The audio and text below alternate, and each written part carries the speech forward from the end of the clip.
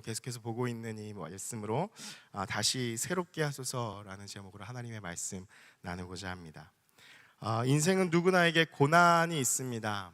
고난에 대해서 표현을 할 때 우리는 고난을 겪는다 혹은 고난이 찾아왔다라고 보통 이해하고 우리는 말을 합니다.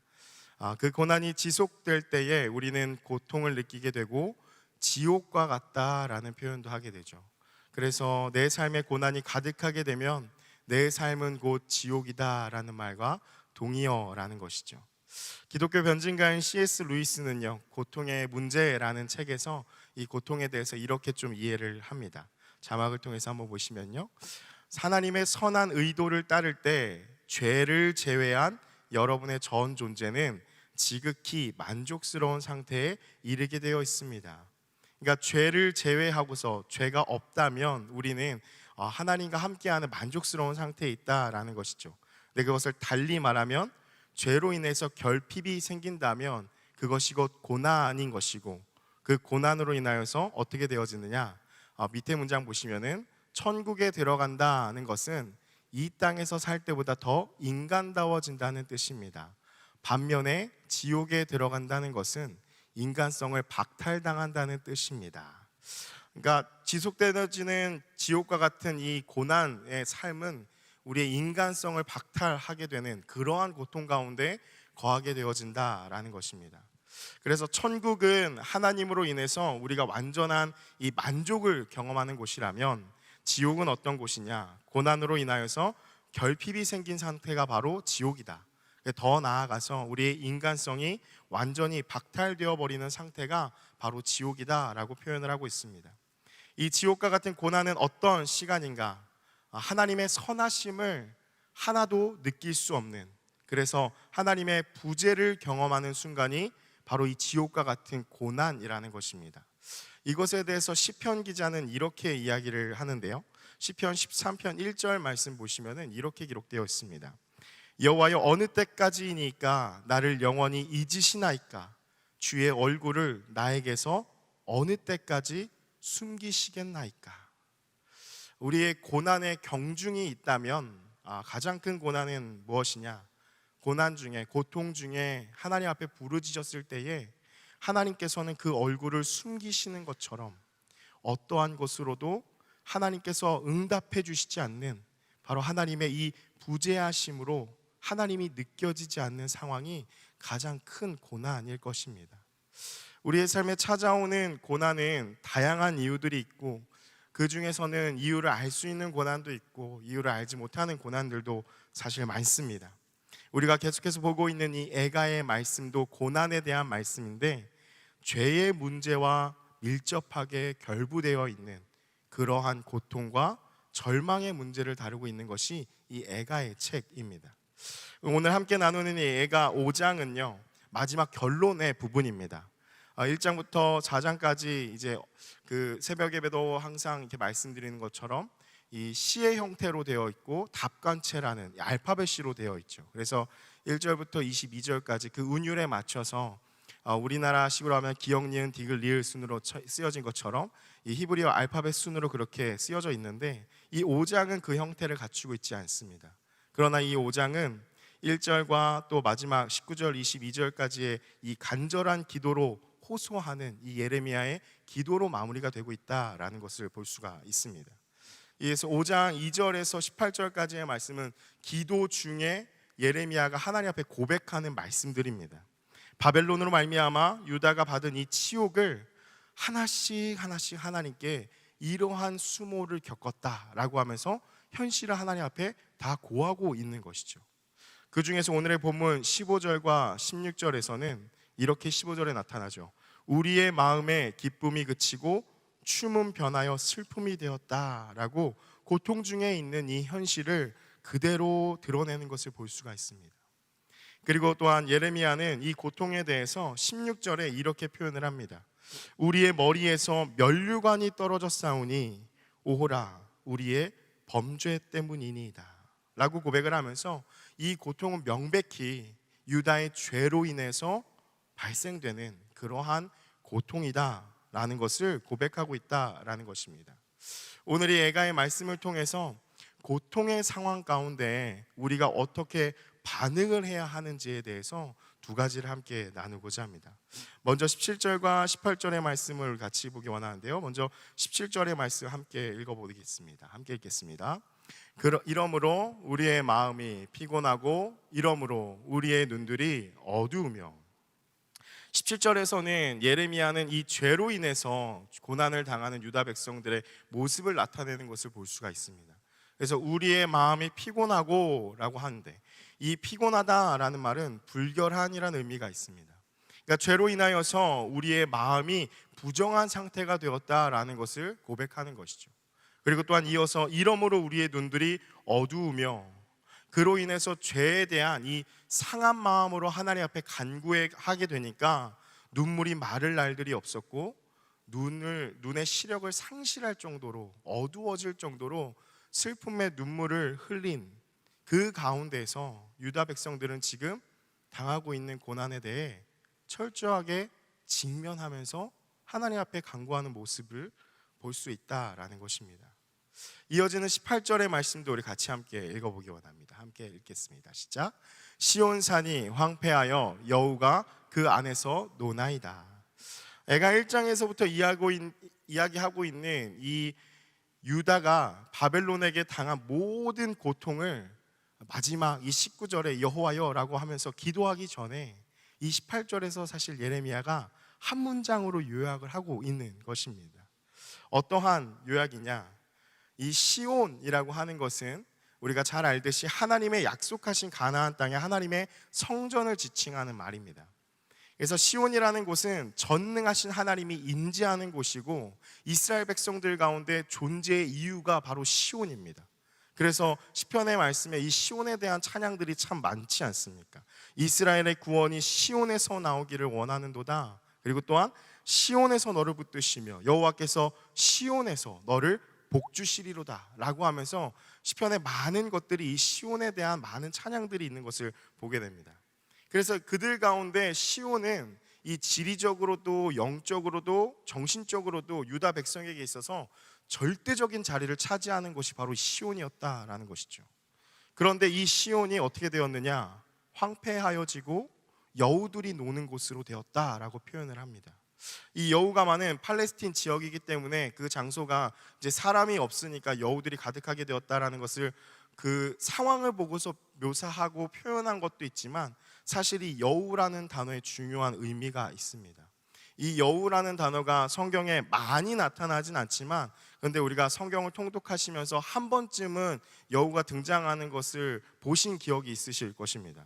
이 사사기에서 삼손이 여우 300마리로 이제 블레셋을 대적하는 것도 있었고, 또 느헤미야가 암몬 사람 도비야, 그 느헤미야에서 암몬 사람 도비야가 유다 백성들을 조롱하면서 이렇게 표현을 하죠. 여우가 올라가도 무너질 것이다 라고 하면서 조롱하는 말도 있었고요.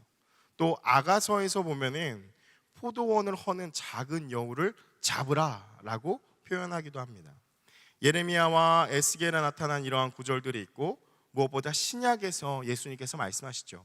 여우도 굴이 있고 새도 둥지가 있는데 집이 있는데 오직 인자는 머리 둘 곳이 없도다 라고 하면서 성경의 곳곳에서 이렇게 여우가 많이 등장하는 것을 보게 됩니다. 근데 대체적으로 보면은 이 여우에 대해서 부정적으로 바라보며 쓰는 것들이 많다라는 것이죠. 왜냐하면 이 여우라는 원어의 뜻에 주목해 볼 필요가 있습니다. 여우라는 단어는요, 슈알이라는 단어인데요, 손 한 움큼, 한 줌, 텅 빈 것. 그러니까 여호와라는 그 이름의 뜻 안에는 쇼알에서 유래를 한 건데 손 한 줌이라는 그러한 뜻이 이 여호의 이름의 뜻이라는 것이죠. 그래서 그만큼 적은, 하찮은, 보잘것이 없는 이러한 뜻이 바로 여호의 뜻입니다. 이러한 의미에서 우리가 18절의 말씀을 다시 한번 보면 어떠한 뜻이 되느냐? 온 세상 만물을 다스리시고 전능하신 위대하신 그 하나님이 거하셨던 이 시온에, 그 거룩하고 위대한 그 시온에 하찮은 한 줌밖에 되지 않는 이 여우떼들이 돌아다니면서 그곳이 다 황폐해졌다라는 것을 예레미야는 이렇게 황폐해진 현실을 바라보며 통곡하고 애통하면서 이것을 이렇게 한 문장으로 당시 상황을 요약하는 것입니다. 예레미야는 다시 한번 하나님께 부르짖어 기도하는 이 5장에서도, 그리고 18절, 17절, 18절까지도 철저하게 이 유다 백성들이 그들의 죄악으로 인하여서 당하는 이 고통의 민낯을 피하지 않고 직면하고 그것을 그대로 하나님 앞에 아뢰고 있었다라는 것이죠. 우리가 고통의 상황에 고난을 당하게 될 때에 우리가 어떻게 반응을 해야 하는가?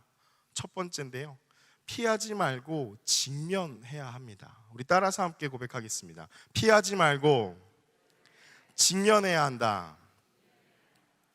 여러분, 나라가 망하는 이 고난이 찾아왔을 때 유다 백성들의 반응은 좌절과 절망과 체념도 있었습니다. 그리고 끊임없이 흐르는 이 눈물로 인하여서 지난 날에 대한 이 추억과 동시에 또한 눈앞에 보이는 이 현실을 바라보며 아픔도 있었다라는 것이죠. 그러나 이 예레미야가 애가를 통해서 계속해서 드러나고 있는 것은 이 아프다고 이 현실을 외면하거나 회피하고 있지 않았다라는 것입니다. 이 비참한 상황을 하나님의 산 시온에서 여우들이 황폐하게 된 그곳에서 그것을 직시하고 바라보며 직면하면서 무엇으로 인하여서 잘못되었고 무엇으로 인하여서 이러한 결과가 어떻게 되었는지를 낱낱이 그는 직면하고 하나님 앞에 고하고 있다라는 것이죠. 사랑하는 여러분, 고난이 찾아올 때 우리는 어떻습니까? 고난에 대해서 섣부르게 판단하거나 이해를 하려고 하는 사람이 많은 것을 보게 됩니다. 사실 이러한 태도는요, 쉽게 피하려는 마음입니다.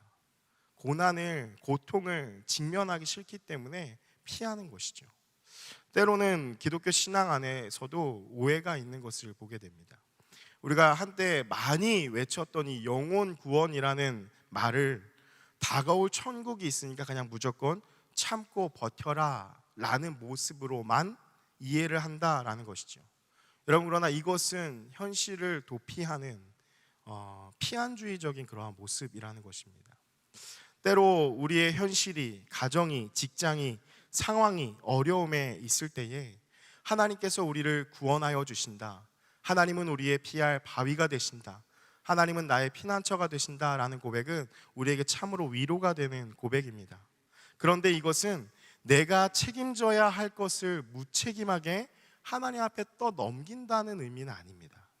이것은 나의 힘으로 감당할 수 없어서 다 쓰러진 그곳에서 내가 의지할 수 있는 분은, 내가 신뢰할 수 있는 분은 하나님밖에 없습니다 하면서 하나님만을 붙잡고 하나님만을 의지하는 것을 말하는 것이 하나님이여 나를 구원하소서, 또한 나의 피난처 되신 분, 나의 피할 바위 되신 분이라는 고백이라는 것이죠.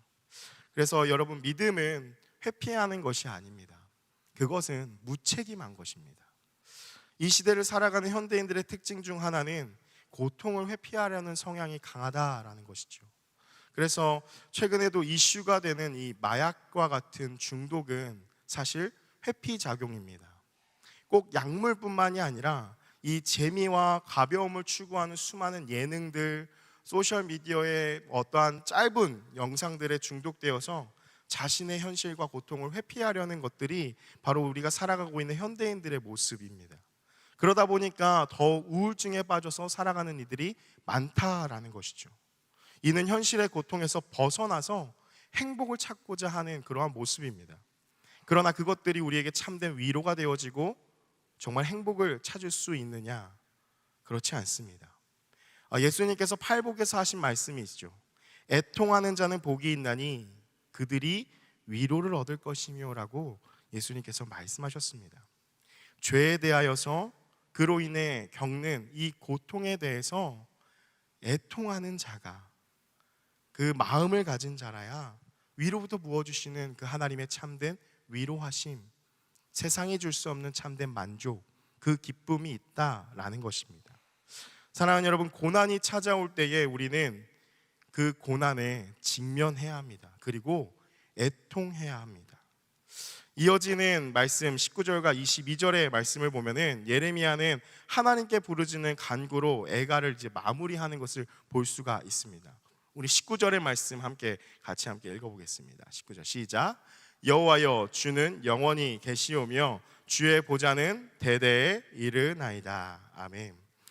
이 18절에 비해서 19절의 말씀을 봤을 때 정말 놀라운 표현임을 보게 됩니다. 왜냐하면 18절에서 하나님의 성전, 하나님의 약속의 땅, 이 시온이 바벨론 여우들에게 다 무너져서 황폐해지고 완전히 잠식당한 것 같은 이 현실 속에서 예레미야가 고백하는 것이죠. 주는 영원히 계시며 주의 보좌는 대대에 이른다라는 고백입니다.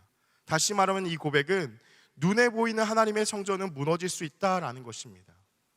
하나님은 건물에 갇혀 계시는 분이 아니기 때문에 눈에 보이는 이 성전은 무너진다 하여도 하나님이 무너지신 것은 아니시기 때문에 하나님이 계신 하늘의 보좌는 영원하다고 하는 이러한 고백이라는 것이죠. 20절과 22절의 말씀도 보면은 예레미야는 이 고통을 회피하면서 그저 막연하게 하나님 앞에 소망하고 있지는 않습니다. 지금의 상태에는 철저히 하나님께 버림받은, 하나님이 우리를 잊어버리신 것과 같은 그러한 상황이라는 것입니다. 그러나 그는 이것에 머물지 않고 하나님께 간구하는 모습을 볼 수가 있습니다. 21절과 22절의 말씀을 우리말 성경으로 함께 읽어보기 원하는데요, 왜냐하면 22절을 우리가 봤을 때 이게 무슨 말로 이렇게 끝나는 건지 조금 이해하기가 쉽지가 않습니다. 그런데 우리말 성경으로 읽으시면 조금 더 이해하기가 쉬우실 것 같습니다. 함께 한번 읽어보겠습니다. 여호와여 우리를 주께로 돌이켜서 우리를 회복시키소서. 우리의 날들을 옛날처럼 새롭게 하소서. 주께서 우리를 완전히 버리시지 않았고 주의 진노가 아주 심하지 않다면 그렇게 하소서. 22절의 말씀을 보시면 먼저 이 회개의 정수가 나타나는 것을 볼 수가 있습니다. 우리를 주께로 돌이키시면 우리가 주께로 돌아가겠습니다 하는 고백이죠. 하나님은 영원히 우리를 버리지 아니하시는 분이라는 이 믿음으로 하는 고백입니다. 그래서 우리가 회개하고 돌이킬 수 있는 것도 하나님께서 그 손으로 잡고 계신 주권이라는 것입니다. 그래서 하나님께서 우리를 허락하여 주신다면 우리를 다시 주께로 돌아가게 하시면 우리는 버리지 아니하시는 그 하나님의 은혜를 힘입어서 돌아갈 수 있다라는 간구의 고백인 것입니다. 그리고 이어서 예레미야가 정말 하나님께 소원하는, 하고 싶은 그 말이 이어서 나옵니다. 우리의 날들을 다시 새롭게 하사 옛적 같게 하옵소서. 예레미야가 간구하는 것은 무엇이었을까요? 죄로 인하여서 이렇게 뼈아픈 고통을 당하기 전에 하나님의 말씀을 들었고 하나님의 말씀을 순종하였고 참된 만족을 얻었던, 참된 인간다움을 경험하면서 천국을 경험했던 그때로 하나님 우리를 돌이켜 주시옵소서 하는 그 황폐해져 버린 시온을 바라보며 예레미야 마음 가운데 정말 하나님 앞에 소원하는 그 소원의 간구가 바로 이 한 문장에 담겨 있다라는 것입니다. 고난의 상황 가운데 우리가 어떻게 반응해야 하는가? 두 번째는요, 주님과의 관계를 회복을 열망해야 합니다. 우리 다시 한번 따라서 고백하겠습니다. 주님과의 관계 회복을 열망해야 한다. 앞에서 보았던 C.S. 루이스의 말과 같이 이 하나님과의 관계에서 죄로 인하여 결핍이 찾아온 상태가 고난입니다. 우리는 죄로 인해 깨어진 이 고통에 직면해야 합니다. 그리고 애통하는 마음으로 하나님께 나아가서 하나님만으로 만족했던, 주님밖에 없습니다라고 고백하였던 그 옛적같이 하나님 우리를 다시 새롭게 하여 달라는 그 부르짖음이 고통 가운데, 고난 가운데 있어야 한다라는 것입니다. 사랑하는 여러분, 개인과 가정에 많은 고통이 있지만 오늘 이 유다 백성들과 같이 오늘 우리가 처한 이 교회 공동체의 상황은 어떻습니까? 한국 교회를 바라봤을 때 우리 금호조항교회도 마찬가지라고 생각하실 것입니다. 지금 현실의 이 교회의 모습은 예전만큼만 못합니다. 예전만큼 인원도 더 많고 더 모이고 더 활발하고 참으로 좋았는데 지금은 사실 그렇지 못합니다. 교회를 등한시하고 오히려 교인에 대한 이 반감도 많은 것이 우리가 지금 살아가고 있는 현실입니다. 이것은 사실 정말 고통스러운 모습들입니다. 그런데 이러한 고통에 우리는 어떻게 반응을 하고 있습니까? 그저 초저출생이 문제다, 혹은 세대가 이렇게 바뀌었다, 혹은 누구 때문에 이렇게 지금 교회가 망해간다, 혹은 무엇 때문에 교회가 이러한 현실에 처했다라고 원인을 돌리고 있지는 않습니까? 그 고통에 마주하여서 기존의 교회 안에 무엇이 문제인지, 우리가 잘못한 것은 없는지, 바른 신앙에서 떠나서 하나님이 싫어하시는 죄악된 모습을 분별하지 못한 것이 무엇인지, 좋은 게 좋은 것이다 하면서 살펴보지 않고 외면하고 회피하고 태연하게 있지는 않습니까? 사실 이러한 모습은 진짜 문제에 대해서 직면하기보다는 회피하고 있는 것입니다. 마치 아까 말씀과 같이 시온이 황폐하여져서 여우들이 막 그 안에서 노니는 것과 같이 지금 우리 안에도 이 한 줌에 불과한, 정말 이 한 줌에 불과한 하찮은 이 여우들이 돌아다니고 있는 모습, 비참한 현실이라는 것입니다. 사랑하는 여러분, 교회 학교가 위기를 넘어서 소멸하고 있다는 이 지금에 우리는 여름을 맞이하면서 이 교육부서들과 청년부의 여름 성경학교와 또 수련회에 대한 기도 제목을 나누면서 함께 기도하며 준비하려고 합니다. 그래서 온 성도가 합심하여서 우리 자녀들에게 이 새로운 성령의 불길이 일어나도록 해달라고 전심으로 기도하며 간구하는 것 매우 중요합니다. 그러나 이들의 부모 세대, 장년과 어르신 세대인 우리의 마음과 가정에 여전히 그 여우들이 돌아다니고 있다면, 이를 쫓지 아니하고 그대로 방치하고 있다면 그 자녀 손들이, 그 세대가 진정으로 변화할 수 있겠습니까? 그럴 수는 없습니다. 6월 7월 교육부서들과 청년부에서 기도하실 때 그들만 변화되어서 새롭게 해달라고 기도하는 것이 아니라 그거와 함께 이를 위해서 기도하는 우리의 부모 세대, 장년 세대, 이 어르신 세대들 모두가 이 21절의 말씀과 같이 이번 여름에 함께 부르짖어야 하는 것입니다. 여호와여, 주님의 말씀을 다 잃어버린 우리 세대들을 먼저 주께로 돌이켜 주옵소서. 우리를 회복시켜 주옵소서. 우리의 날들을 옛날같이 다시 새롭게 하소서 하며 함께 간구해야 하는 것입니다. 사랑하는 여러분, 말씀을 마무리합니다. 오늘날 연일 보도되는 뉴스를 보면 우리의 현실은 우리를 절망으로 끌고 내려가는 것 같습니다. 지금 우리의 가정과 사회와 교회의 현실은 참으로 고통스러운 죄의 민낯임을 우리는 부인할 수가 없습니다. 이런 현실 속에서 우리가 애가를 봐야 하는 이유, 이 애가가 우리에게 주고 있는 메시지는 고난의 상황에 회피하지 말고 직면하라는 것입니다. 그리고 죄로 인해서 무너져버린 모습에 애통하라는 것입니다. 우리에게 회복을 주실 수 있는 하나님께 다시 한번 간구하며 부르짖으라고 하는 것이 바로 오늘 우리에게 주시는 이 애가의 메시지입니다. 아픔과 고통과 슬픔을 품고 간구하는 이 애가의 노래가 우리의 노래가 되어서 그리 아니하실지라도 우리를 새롭게 하실 그 주님을 바라보는 저와 여러분이 되기를 간절히 소망합니다. 아멘. 우리 이 시간에 함께 말씀 가지고서 합심하여 기도하고 마무리하기 원하는데요, 우리 이 시간에 함께 기도하기 원합니다. 주님, 우리를 주께로 돌이켜 주옵소서. 주님, 우리를 회복시켜 주옵소서. 우리의 날들을 옛날처럼 다시 새롭게 하여 달라고 하는 하나님 예레미야 선지자의 간절한 부르짖음과 같이 하나님, 오늘날 이곳에서 이렇게 기도하오니 우리의 날들을 하나님 옛날처럼 다시 새롭게 하여 주옵소서. 다시 죄를 지어서 똑같아지는 그러한 옛날이 아니라 주님의 말씀에 순종함으로 살았던 그때, 주님이 없이는 안 됩니다, 주님밖에 없습니다, 나는 주님의 것입니다, 날마다 무릎으로 기도의 제단을 쌓으면서 주님께 나아갔던 그 옛날처럼 하나님, 우리를 새롭게 하여 주옵소서. 우리 합심하여 함께 기도하며 나아가겠습니다.